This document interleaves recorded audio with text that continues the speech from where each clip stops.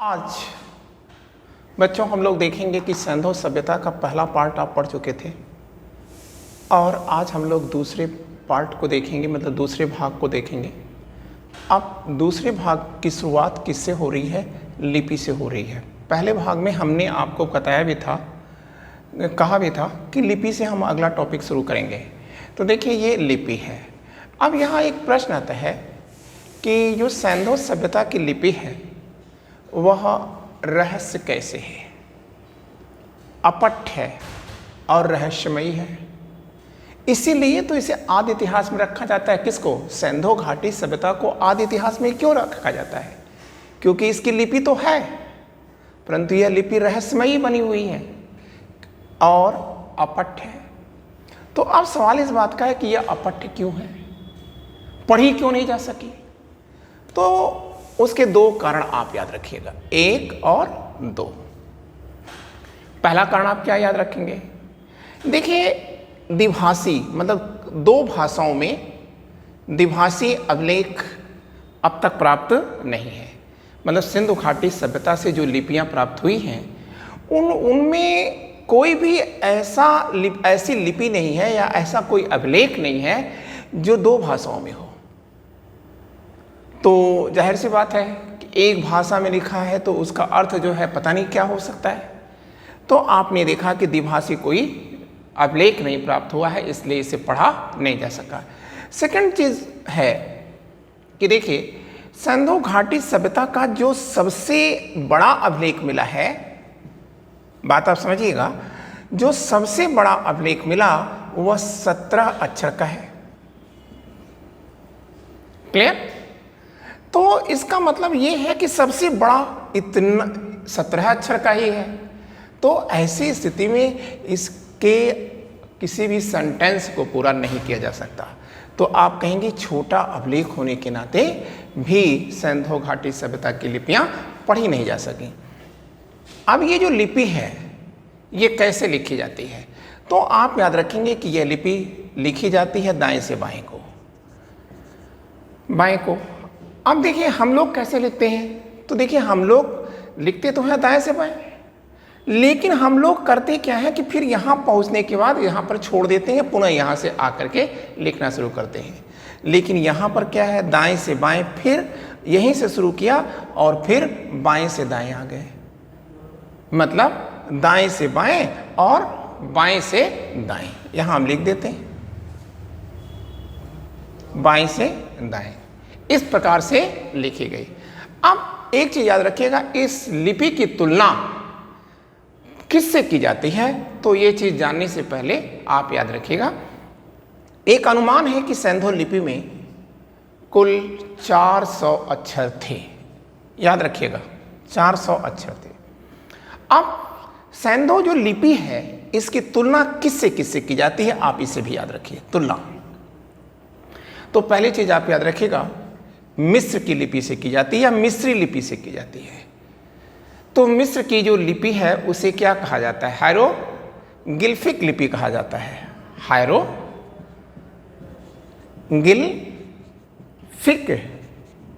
लिपि कहा जाता है। क्लियर हो गई बात? और आप एक चीज और याद रखिएगा, इस लिपि को और भी कुछ नाम से जाना जाता है क्या? तो आप कहोगे कि जी सर, इसे वस्त्रोफिदान कहा जाता है, वस्त्रोफिदान कहा जाता है। ठीक है। अब वस्त्रोफिदान के बाद इसे हलावर्त भी कहा जाता है, हलावर्त। और गोमूत्रिका के नाम से भी जाना जाता है। और किस नाम से जाना जाता है? आप कहेंगे चित्रात्मक या पिक्टोग्राफिक लिपि के नाम से जाना जाता है। अब हमारे सामने कुछ बातें और आती हैं। वो ये आता है कि इस लिपि को पढ़ने का प्रयास तो याद रखिएगा कि इस लिपि को पढ़ने का जो प्रयास है वो किसने किया?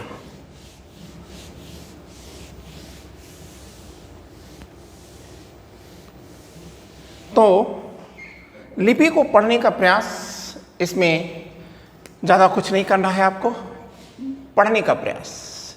क्या पढ़ने का प्रयास? ये लिपि को पढ़ने का प्रयास। तो आप याद रखिएगा कि लिपि को पढ़ने का प्रयास सबसे पहले किसने किया था?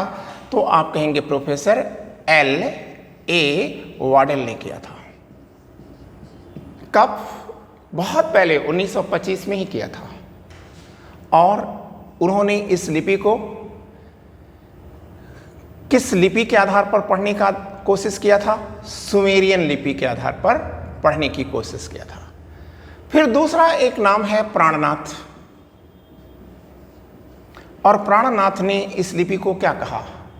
ये कहा कि देखिए यह आदि संस्कृत है। आदि संस्कृत मतलब जो पुरानी संस्कृत है उसी का रूप है। फिर एक और आते हैं फादर हेरास। फादर हेरास, तो फादर हेरास ने क्या कहा? फादर हेरास ने कहा कि यह प्राक तमिल है, मतलब तमिल का प्राचीनतम रूप है। क्लियर? और एक है, बहुत बड़े लिपि के विशेषज्ञ थे होजनी। और होजनी ने कहा कि यह हित्ती लिपि से निकली है। हित्ती लिपि से निकली है। और अब एक और याद रखिएगा, ये क्वेश्चन बार बार पूछते हैं, प्रोफेसर गॉड और इसी को ऑब्लिक कर दिया हंटर, प्रोफेसर हंटर। तो दो प्रोफेसर हैं, एक गॉड है, दूसरा हंटर है। इन्होंने कहा कि यह चित्रात्मक लिपि नहीं है, यह तो अक्षरात्मक लिपि है। अक्षरात्मक लिपि है। क्लियर? तो देखिए ये आप याद रखिएगा। और एक चीज और याद रखिएगा, छठा पॉइंट, और वो है दो लोग। एक आप याद रखिएगा कि आई महादेवन,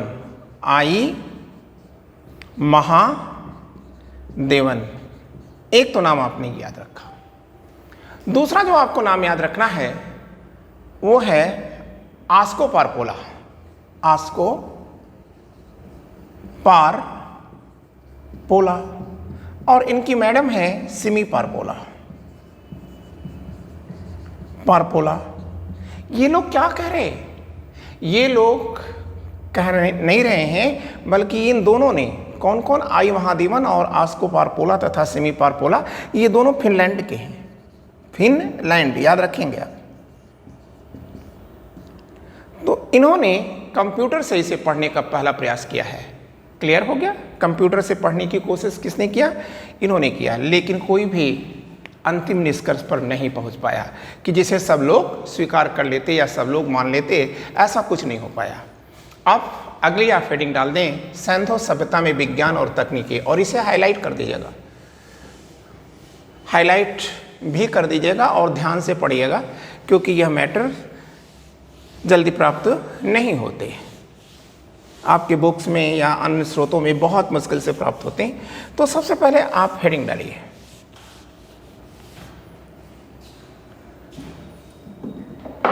तो हेडिंग में आपको डालना था विज्ञान और प्रौद्योगिकी या सैंधो सभ्यता में विज्ञान एवं तकनीकी। सैंधो सभ्यता में विज्ञान एवं तकनीकी।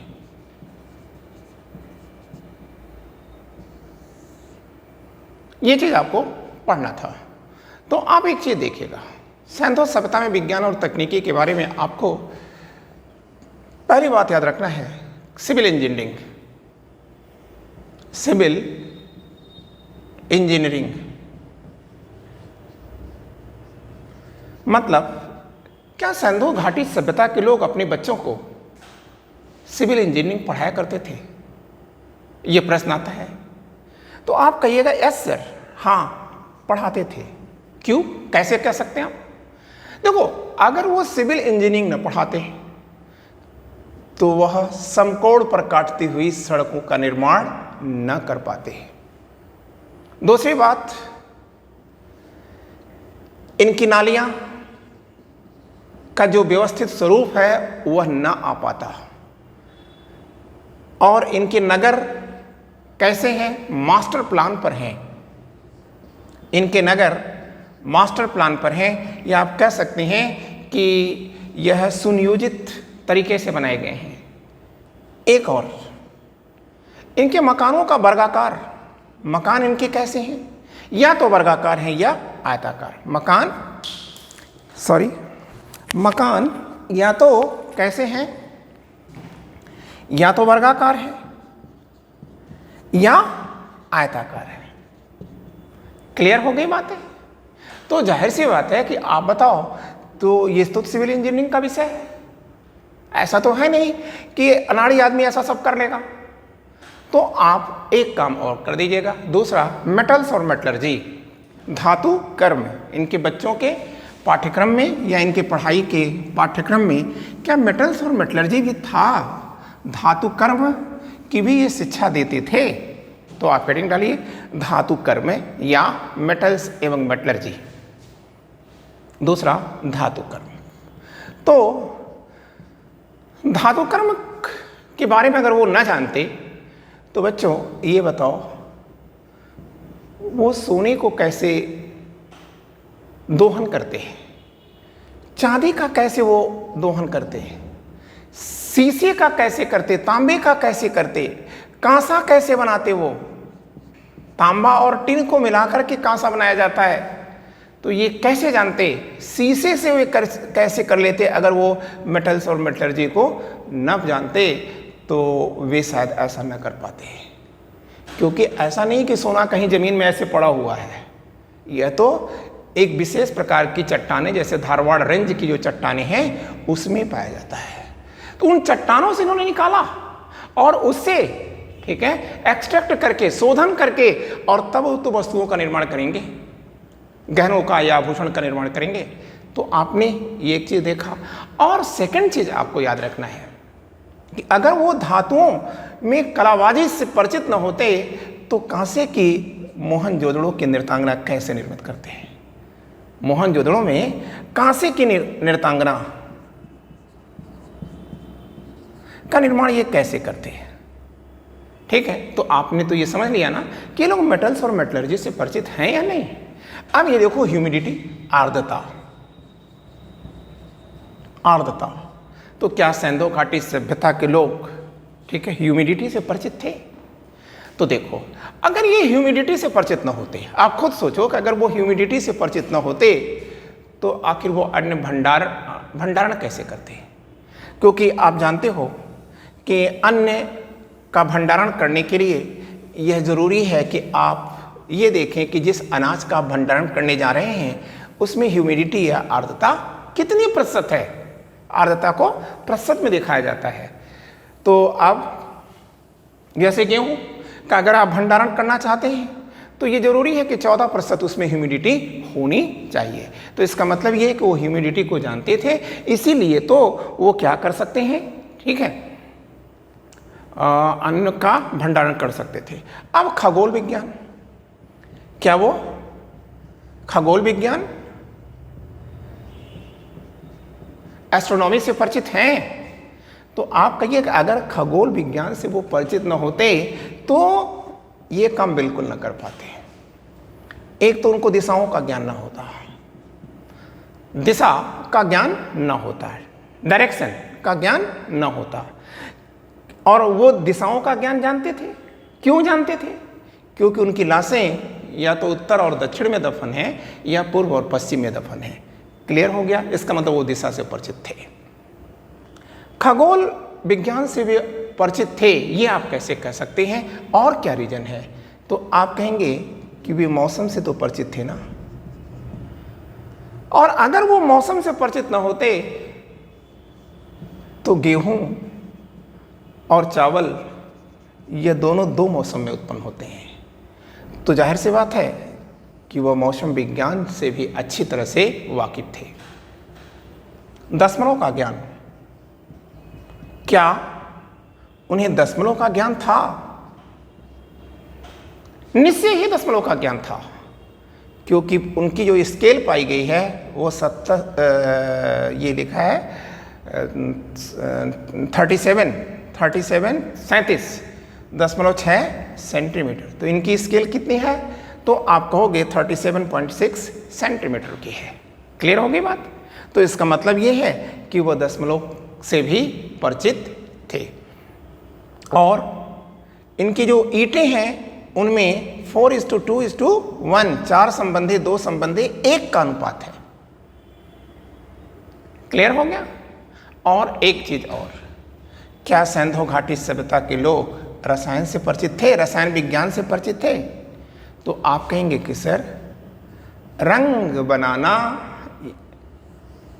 यह जानते थे, क्योंकि लोथल से रंग, कपड़े को रंगने के गड्ढे प्राप्त होते हैं। क्लियर? अब जैव रसायन, बायोकेमिस्ट्री, तो बायोकेमिस्ट्री से वे भिज्ञ थे या अनभिज्ञ थे? तो आप कहोगे कि जैव रसायन से वो पूर्ण परिचित थे, क्योंकि अगर जैव रसायन से परिचित नहीं होते तो आखिर चन्नुदड़ों से लिपस्टिक कैसे मिल गई, काजल कैसे मिल गया, पाउडर कैसे मिल गया? क्लियर? तो इसका मतलब कि वह बायोकेमिस्ट्री से परिचित हैं। अब एक चीज और, चिकित्सा, तो जाहिर सी बात है कि इतनी उच्च लेवल पर उच्च तकनीकी ज्ञान रखने वाले लोग चिकित्सा से परिचित थे। और इसका प्रमाण क्या होता है? तो आप कहोगे कि सर हड़प्पा से क्या मिलती है? तो आप कहेंगे सर कुछ ऐसी सीसी मिलती है जिसमें आर्सेनिक और शिलाजीत है, आर्सेनिक और शिलाजीत है। क्लियर?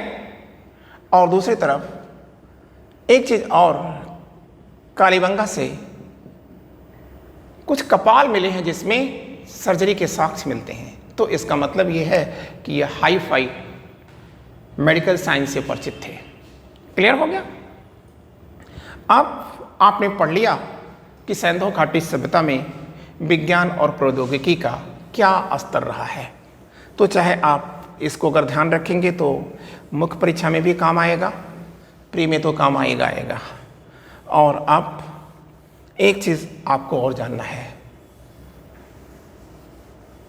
और वो क्या जानना है? तो आप कहेंगे सिंधु घाटी सभ्यता का नगर नियोजन क्या है, नगर कैसे बनाते हैं, टाउन प्लानिंग क्या है इनकी, नगर नियोजन, टाउन प्लानिंग क्या है इनका नगर नियोजन। तो बच्चों कुछ नहीं करना है, एक चीज याद रखिएगा। फर्स्ट पॉइंट, जब ये नगर बसाते हैं, मतलब जब नगर बसाते हैं तो सबसे पहले नगर का विभाजन करते हैं, नगर का विभाजन करते हैं।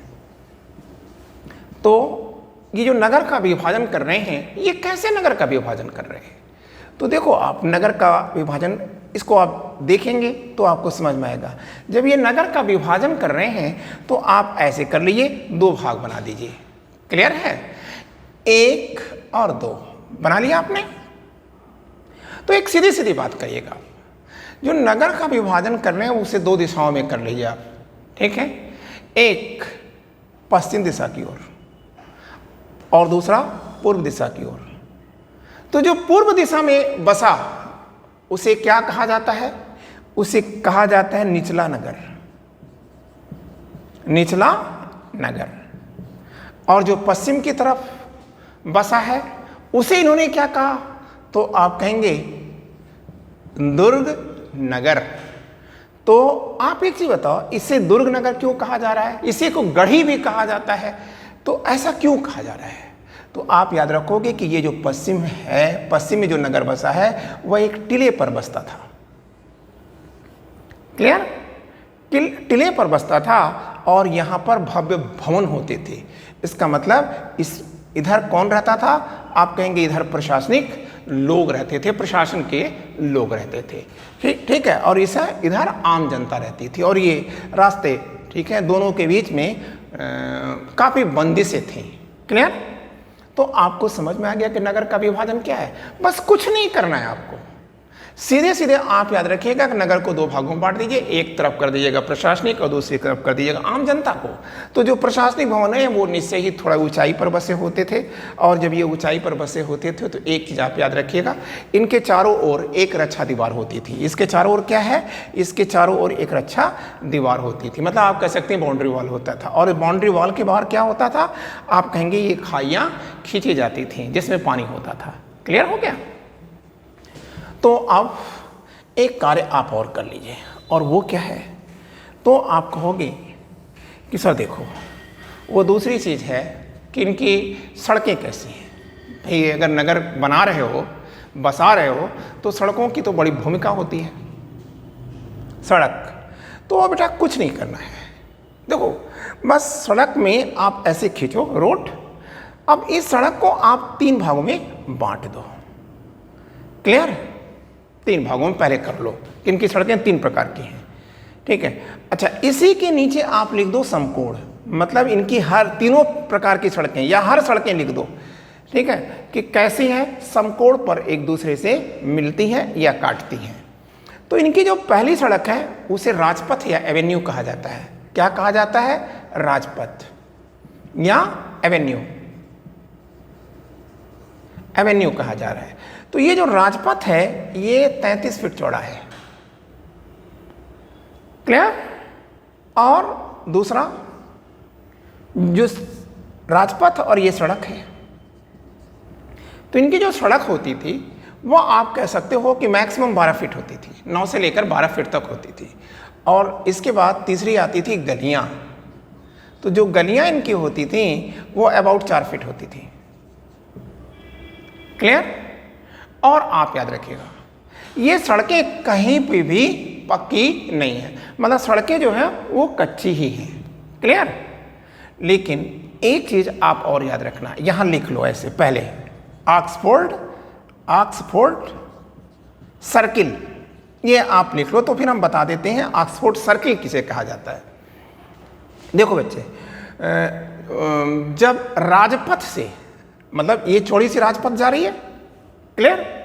तो जो चौड़ी सी राजपथ जा रही है 33 फीट, और इस चौड़ी सड़क में, राजपथ में जब सड़क आकर जिस स्थान पर मिलती थी, मान लो यहां आके मिल रही है, क्लियर? तो आप याद रखना कि यही मिलन के स्थान को ही ऑक्सफोर्ड सर्किल कहा जाता है। क्लियर? तो अगर आपसे पूछा जाए ऑक्सफोर्ड सर्किल क्या है, तो आप तो अब बता ही लेंगे कि राजपथ, मतलब सड़क जब राजपथ में जिस स्थान पर मिलती है उसी को ऑक्सफोर्ड सर्किल कहा जाता था। अब एक बात आता है, इनके मकान, नगर तो आप बना रही है, अब मकान इसमें बनाना होगा आपको। भाई आपने क्या किया कि प्रशासनिक बिल्डिंग बना लिया, ठीक है, अब निचला जो नगर है उसका बारे में आपको पढ़ना है। तो निचले नगर में जनता रहती है, शहरी जनता रहती है, तो इनके मकान कैसे हैं? तो अभी हमने आपको बताया था, एक करिए आप पहले, तो आप कह दीजिएगा इनके मकान, पहली चीज क्वेश्चन कर लीजिए, इनके मकान आर्थिक विषमता के प्रतीक हैं, मतलब अमीरी और गरीबी के प्रतीक हैं। क्यों, कैसे आपने कह दिया? तो आप कह दो कि सर देखो कुछ मकान तो बहुत बड़े हैं, मकान बड़े हैं और कुछ मकान छोटे हैं, जाहिर सी बात है आज भी ऐसा होता है, ठीक है। तो ये आर्थिक विषमता को बताते हैं। सेकंड चीज आप याद रखना, इनके मकान या तो आयताकार थे या वर्गाकार, आयताकार थे या वर्गाकार थे। हो गया।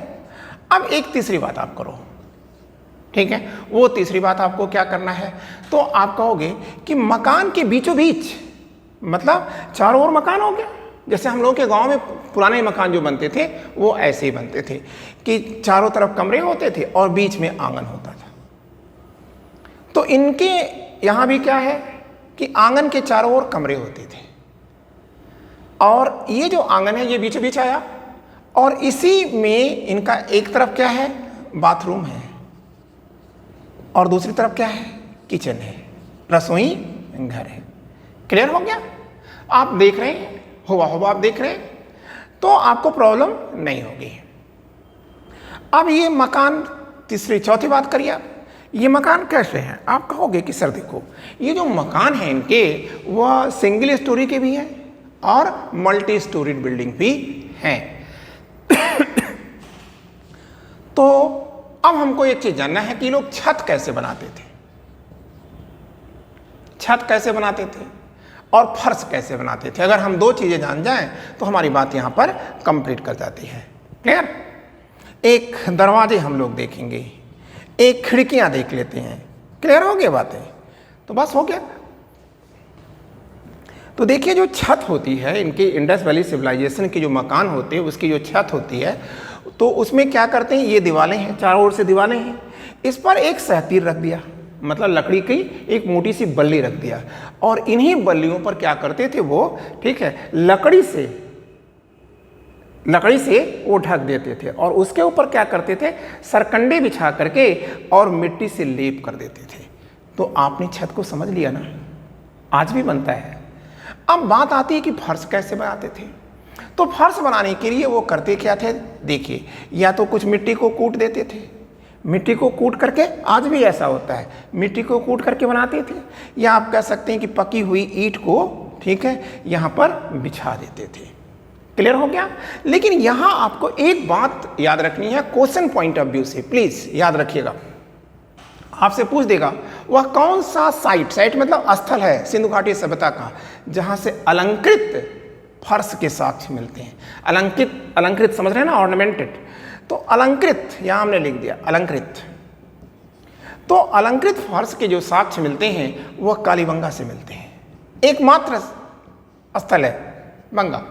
क्लियर हो गया बातें? अब आप ये दूसरी चीज देखिए, क्या लिखा है, दरवाजे। तो आप कह देना कि इनके जो दरवाजे हैं, ये दरवाजे प्राय गलियों में खुलते हैं, खिड़कियां जो है गलियों में खुलती हैं। लेकिन अपवाद क्या है, लोथल एक अपवाद है। क्यों अपवाद है? क्योंकि लोथल में दरवाजे और खिड़कियां ये मेन सड़क पर खुलती हैं। क्लियर हो गई बात? तो आपसे अगर पूछा जाए कि इन्होंने गलियों में क्यों खोला, जाहिर सी बात है कि बाहरी लोगों को अंदर की चीजें न दिख पाए। क्लियर? सड़क से जाते हुए लोगों को या गली से जाते हुए लोगों को क्या है कि कोई चीजें न दिखें, और आप घरेलू मतलब जो गोपनीयता उनकी वो बनी रहे। अब अगर आपसे पूछा जाए ईंट इनकी कैसे बनती थी, तो आप कहोगे कि सर वह 4:2, अभी हमने बताया भी था, लिखा भी था, ईंटें जो हैं इनकी कैसी हैं, तो आप कहोगे कि आयताकार हैं सर, और यह इस रेशियो में बनती थी 4:2:1, मतलब 4 संबंधे 2 संबंधे 1, मतलब लंबाई ये हो गया चौड़ाई, ये हो गया ऊंचाई। क्लियर है? इतनी इनका यह रेशियो था। ठीक है।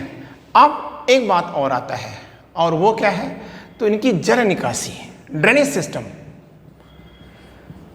तो आप कह देंगे जो इनकी जल निकासी है वह तत्कालीन किसी भी सभ्यता से सबसे बेहतर है।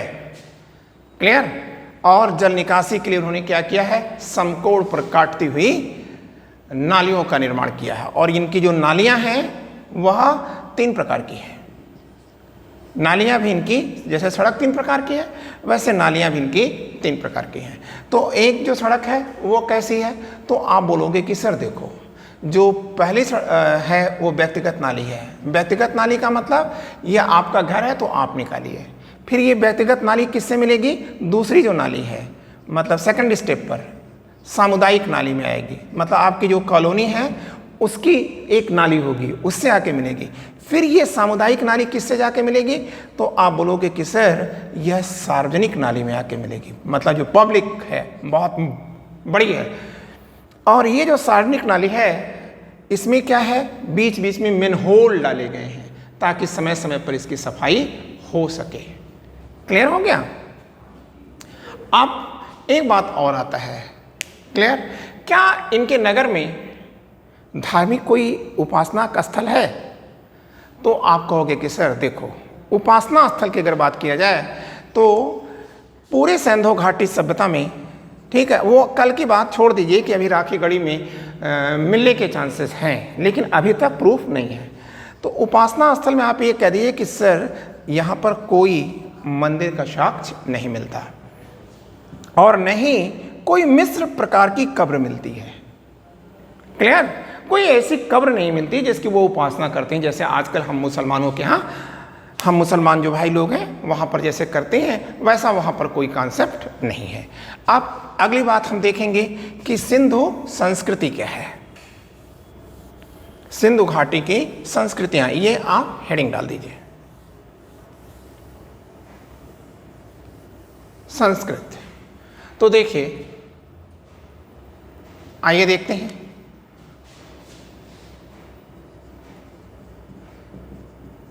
यह हमने इसलिए तोड़ दिया है मैटर ताकि आप इसका कहीं भी सदुपयोग कर सकें।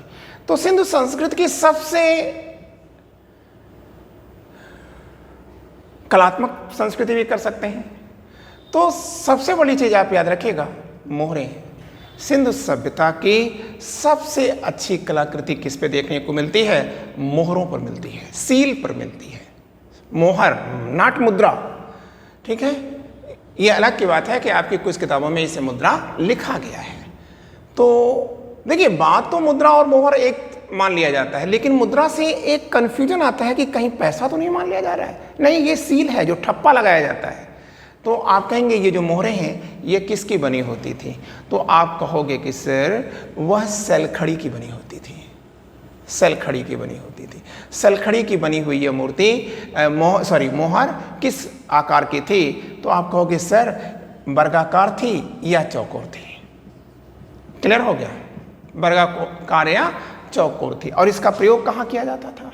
आप कहेंगे देसी और विदेशी वस्तुओं, देसी और विदेशी व्यापारिक वस्तुओं पर जब उसकी गट्ठर बनाई जाती थी तो उसी गट्ठर पर यह छाप लगाने के लिए किया जाता था। क्लियर?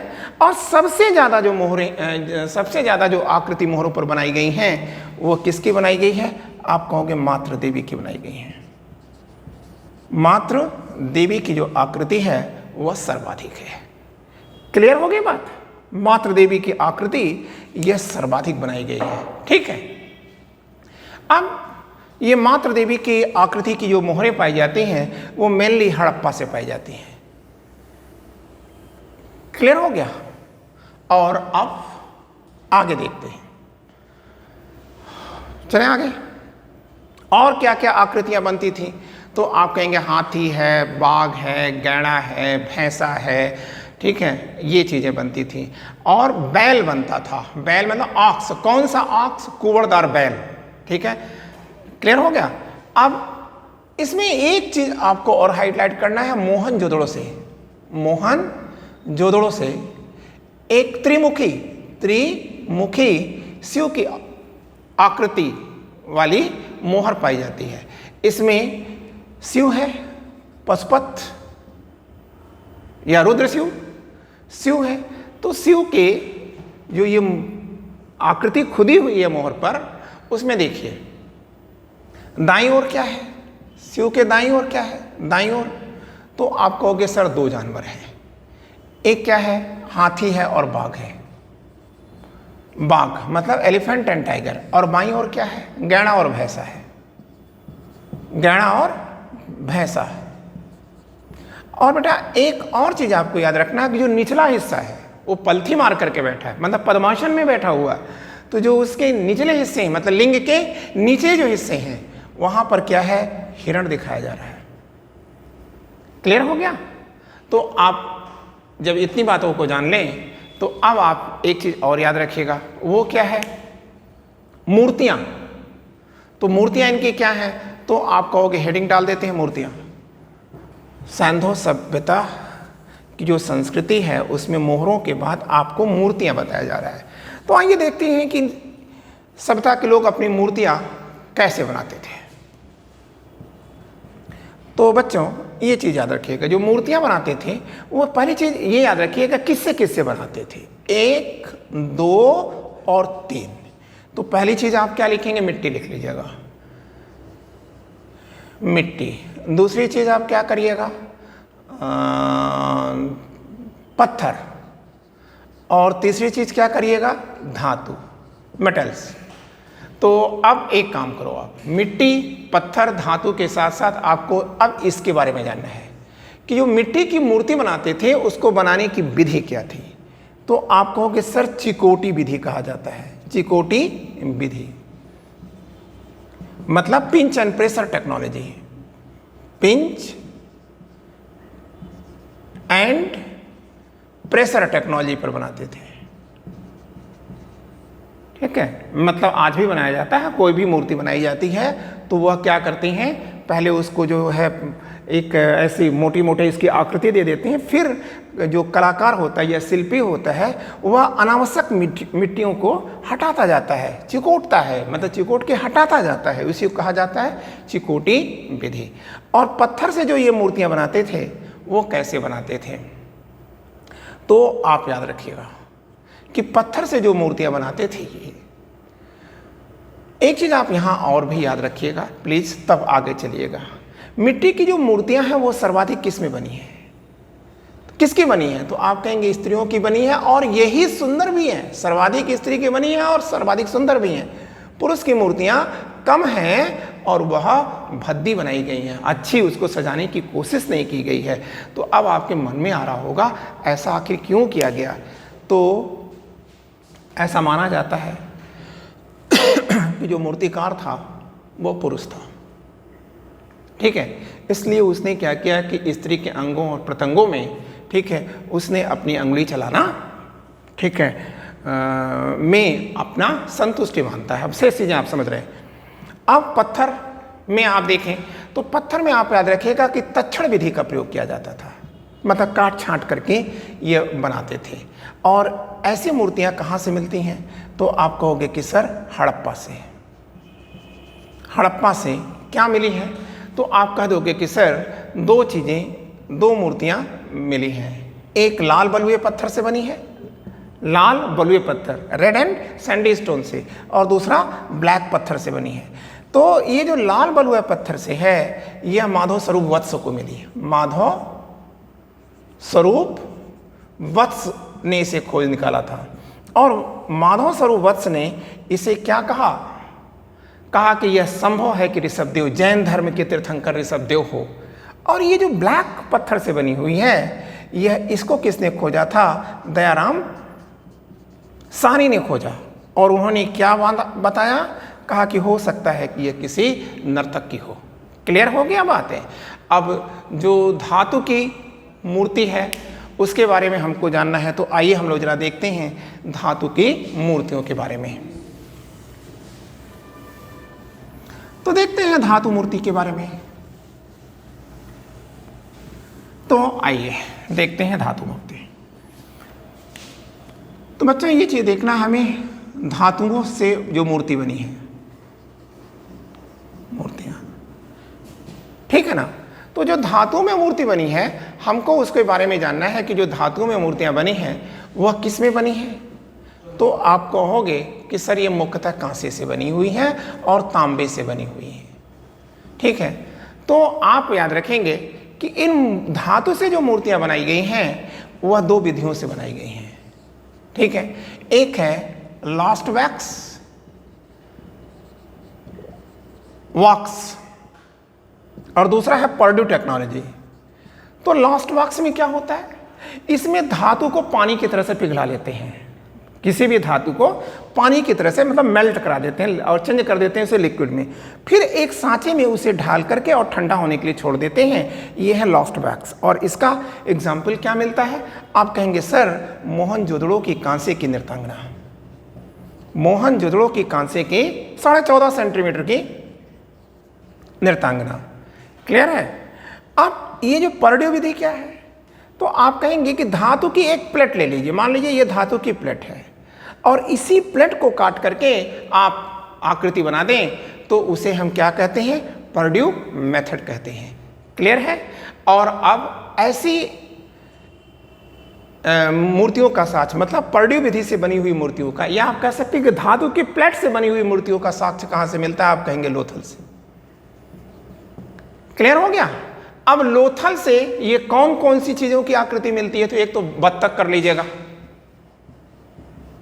दूसरा खरगोश कर लीजिएगा, खरगोश, तीसरा कुत्ता कर लीजिएगा, और चौथा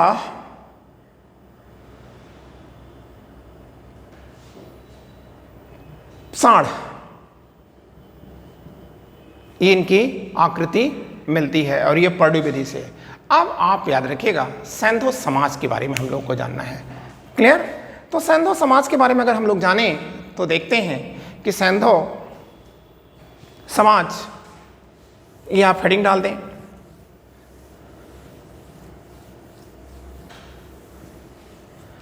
तो देखिए जो सैंधव समाज है, सैंधव समाज, सैंधव समाज कैसा है? वर्ग विभाजित है, विभाजित है और इसके अंदर क्या है? विषमता है। कैसे विषमता है? आर्थिक विषमता है। क्लियर? अब ये वर्ग विभाजित है मतलब इसमें कोई पुरोहित है तो कोई योद्धा है, कोई उत्पादक है तो कोई श्रमिक है, श्रमिक है। अब कालांतर में अगर आप ध्यान दें तो इसी से वर्णवाद की व्यवस्था का उत्पत्ति होगी। ठीक है? और अब हम देखेंगे कि सैंधव समाज का स्वरूप क्या है। तो सीधी सीधी सी बात आप लिख लीजिएगा, मात्र सत्तात्मक है। आप कहेंगे कोई दावा कर सकते हैं? नहीं, कोई दावा नहीं है, बस आप इतना जानते रहिए। और एक चीज और, भोजन, तो आप कह देना कि सर ये आज की तरह से शाकाहारी और मांसाहारी है, मांसाहारी है। ये कैसे आपने कह दिया? तो आप कह दीजिएगा सर देखो नालियों से उबली हुई हड्डियों के साथ मिलते हैं, तो जाहिर सी बात है कि उबली कैसे? जाहिर सी बात है वो खाते रहे होंगे तभी तो उबाला इन्होंने। फिर एक चीज़ और, मछली पकड़ने की कटिया भी प्राप्त होती है, अनेक स्थानों से प्राप्त होती है। तो ऐसी स्थिति में आप ये भी कह सकते हैं कि मांसाहारी हैं। ठीक है ना? अब आता है कि इनकी ड्रेस, पहनावा, तो आप क्या कहोगे पहनावा में? तो आप बोलोगे कि सर देखो इनका जो पहनावा है वो क्या है। तो पहली चीज़ आप याद रखिएगा कि इन पहनावे के लिए यह कपास या सूत से बने हुए कपड़ों का प्रयोग करते थे। ठीक है? और मुख्यतः साल और धोती का यह प्रयोग करते थे। क्लियर होगी बातें? और इसी कपास को यूनानी लोग क्या कहते हैं? सिंडन कहते हैं। अब यही सिंडन विकृत होकर के या इसका भ्रंश हुआ किसमें? इंडन। और यही इंडन किस में बदला? इंडिया में बदला है, इंडिया में बदला है। तो आपको समझ में आ गया होगा कि इंडिया किस भाषा का शब्द है? ग्रीक भाषा का शब्द है। और किसके लिए प्रयोग किया गया था? कपास के लिए प्रयोग किया गया था। क्लियर हो गया? अब आता है इनकी हेयर स्टाइल, केश विन्यास क्या है? केश विन्यास तो आज की तरह से है, आपको कुछ पढ़ना नहीं है। आज के पुरुष को और आज के स्त्री को आप देखते जाइए, ठीक है, और वही बिना पढ़े हुए आप लिख दीजिएगा, पूरा मैटर आपका कंप्लीट जाएगा, कहीं से गलत नहीं होगा। तो केश विन्यास में क्या है? देखिए आज भी लोग दाढ़ी रखते हैं, मूछ रखते हैं, और आज भी लोग दाढ़ी नहीं रखते, मूछ नहीं रखते। तो इसका मतलब पुरुष में आपने देख लिया। क्लियर हो गया? उसमें तो कोई प्रॉब्लम नहीं रही। अब स्त्रियों में क्या है? तो आज स्त्रियां क्या होती हैं? बीच से मांग निकालती हैं। तो आप कहेंगे ये मांग निकालती थी और फिर क्या करती थी? जूड़ा बांधती थी। और इस जूड़े के अतिरिक्त वो क्या करती थी? हेयर क्लिप का प्रयोग करती थी। क्लियर? और हेयर क्लिप के लिए वो सोने, चांदी, तांबे, हाथी दांत की, और कैसे? तो आप कहेंगे चीनी मिट्टी के हेयर पिन का प्रयोग करते थे। क्लियर हो गया? तो आपने आभूषण देख लिया, सॉरी केश विन्यास देख लिया। अब आप आभूषण देख लीजिए। आभूषण इनका क्या है? तो आप ये देखो आभूषण, आभूषण में कुछ नहीं करना है आपको। आभूषण इनका किससे बना है? सोने से बना है। किससे बना है? चांदी से बना है। किससे बना है? तांबे से बना है। किससे बना है? हाथी दांत से बना है। और किससे बना है? आप कहेंगे चिकनी मिट्टी से बना है। क्लियर हो गया? और कौन कौन से हैं? तो आप, मैंने कहा कि आपको कुछ नहीं करना है, जैसे आज आप देखते हैं वैसे करना है। हेयर पिन तो आपने देख लिया, एक आभूषण ही तो है। फिर क्या है? नोज स्टड, नाक में कील होती है, ठीक है, वो भी पहनते थे। हार पहनते थे, कानबाली पहनते थे, कंगन भी पहनते थे, चूड़ी भी पहनते थे, अंगूठी भी पहनते थे, ठीक है, कमरबंद भी पहनते थे। तो जैसे आज हो रहा है आप वैसे लिख दीजिए, पढ़ने की कोई ज़रूरत नहीं है। अब प्रसाधन मतलब सौंदर्य कैसे कर रहे हैं, तो आप बोलोगे कि सर वो लिपस्टिक का भी प्रयोग करते हैं, पाउडर का भी प्रयोग करते हैं, ठीक है। और ये लिपस्टिक और पाउडर के जो साक्ष्य हैं, ठीक है, काजल के जो साक्ष्य हैं, ये चैनुदड़ों से बड़ी मात्रा में प्राप्त होते हैं। और अब अंतिम पॉइंट आपको हम बता दें आज का, और वो है मनोरंजन, ठीक है। लाइफ में मनोरंजन के बिना क्या है, जीवन अधूरा और सुना सुना सा है। तो आप याद रखिएगा मनोरंजन कैसे वो करते हैं। तो मनोरंजन के लिए आपको एक चीज याद रखना है, मनोरंजन वो कैसे कर रहे हैं, तो आप कह दोगे सर मनोरंजन के लिए दो साधन आज भी हैं, उस समय भी थे। एक था आउटडोर, मतलब बाहर खेलते थे, दूसरा इंडोर, ये दो खेल खेलते थे। आउटडोर खेलते थे ये कैसे, आपने कहा, तो आप कह दीजिएगा सर गुजरात में धौलावीरा है, वीरा और धौलावीरा से स्टेडियम के साक्ष्य मिलते हैं, इसके स्टेडियम और प्लेग्राउंड के साक्ष्य मिलते हैं।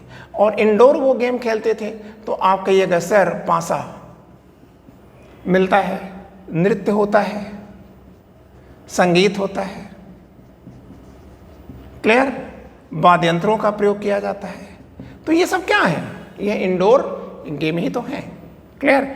अब एक चीज आती है कि इन अंत्येष्टि समाज में कैसे होती है, तो आप कहोगे सर अंत्येष्टि देखो मरने मतलब मृतक क्रिया कर्म, तो एक तो होता है दाह कर्म। दाह कर्म आप जैसा कि जानते हैं कि जला देना, इसमें कोई बड़ी बात तो है नहीं, ठीक है। दूसरी चीज होता है कि पूर्ण समाधिकरण,